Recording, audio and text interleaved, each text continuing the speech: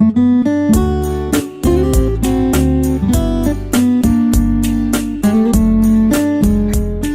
it's that time of year. It's December the 5th and it's time to make some Christmas goodies. I'm quite behind this year and I'm not sure I'm going to make as much as I normally do, but today is one day I'm going to start. So I'm going to make my mom's Eagle brand toffee, but it was her mom, so it was my Nana's recipe, but I only remember my mom making it. So this is my mom's Eagle brand toffee. So in here I have a 1/4 cup of butter. I'm going to add, just gonna pack that in, 2 cups of brown sugar,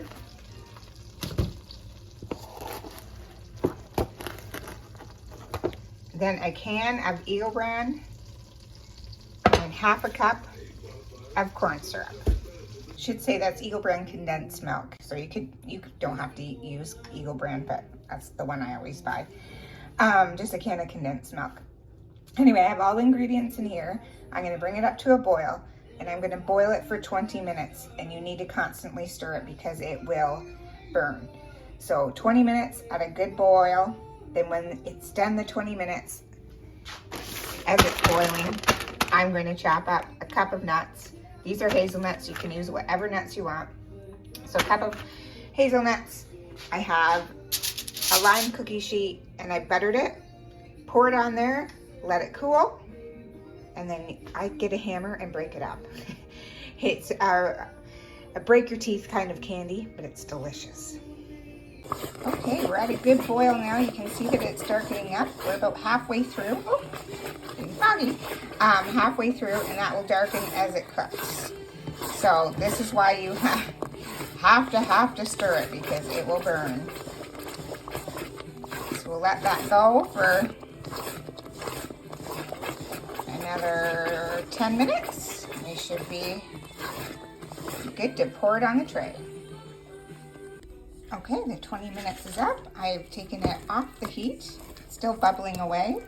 I'm going to add a cup of my hazelnuts, stir them in, and then pour it onto my cookie sheet. But please wear safety precautions.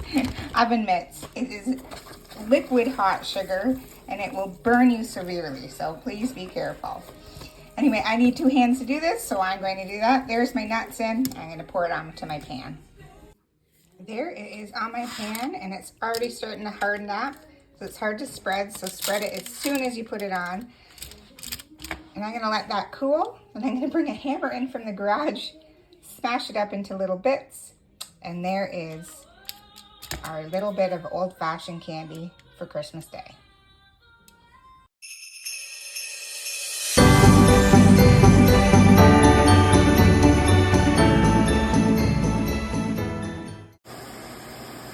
Today I'm going to do some more Christmas baking, so I'm going to make my daughter's favorite white chocolate cranberry fudge. It's just 3 cups of white chocolate chips and a can of condensed milk. I've just made myself a double boiler here, and I'm just going to melt down everything together and then take it off the heat. You can do it in the microwave too. Take it off the heat and add a teaspoon of vanilla, 1 1/4 cups of cranberries, and a pinch of salt. And then you're going to put it in a 9x9 pan that has parchment paper in it so you can lift it out once it's cool. Okay, so you can see it's all melted together. So add the cranberries.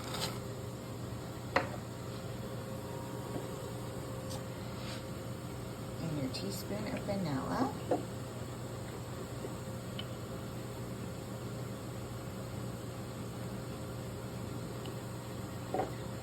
going to mix that all. I have my 9x9 with a piece of parchment paper, and once the fudge goes in there, it will settle down. Stir this up, put it in there, and here we go. I'm going to pop some plastic wrap over it, put it in the fridge. Let it sit for about 2 hours, and cut it up and enjoy. And it will last, it's fudge, so it will last in the fridge for about 2 weeks. My next thing I'm going to make is Christmas crack. So I have a piece of parchment paper. I've used a whole sleeve of crackers, saltines, in my pan. And here I have a cup of butter. To that, I'm going to add a cup of brown sugar and a pinch of salt. I'm going to let that cook down and get nice and bubbly. Once it has cooked, it has boiled for about a minute, take it off the heat, add a teaspoon of vanilla, and then you're going to pour it over your saltines, and then I'll show you the rest.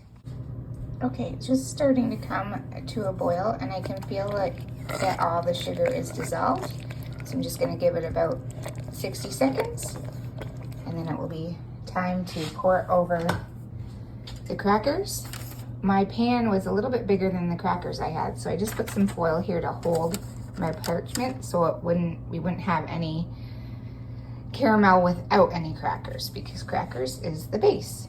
I did add my teaspoon of vanilla before I poured it over top, and just spread it out along the crackers.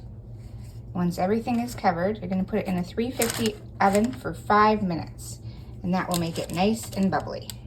Okay, it came out of the oven.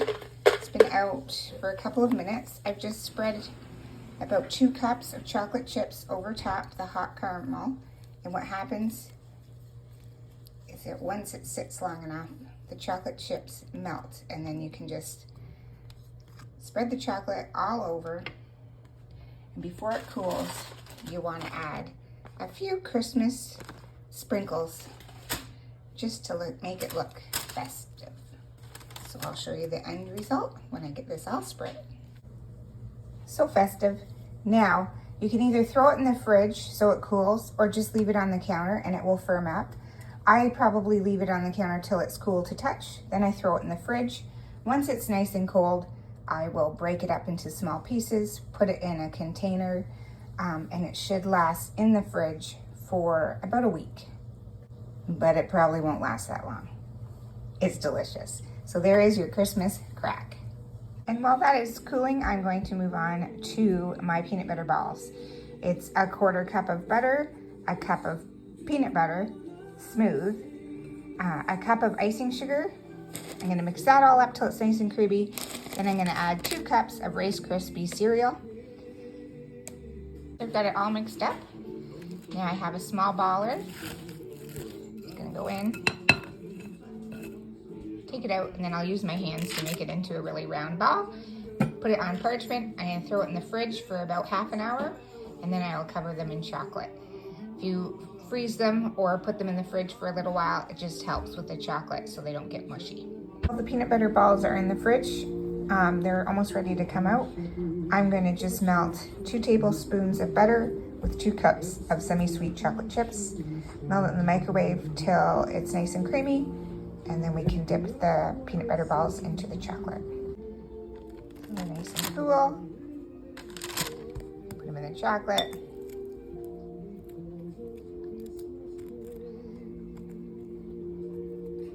Trying to do all this with one hand does not work. Make sure they're covered. Come back on your pan, sprinkle them. I'll show you when I'm done.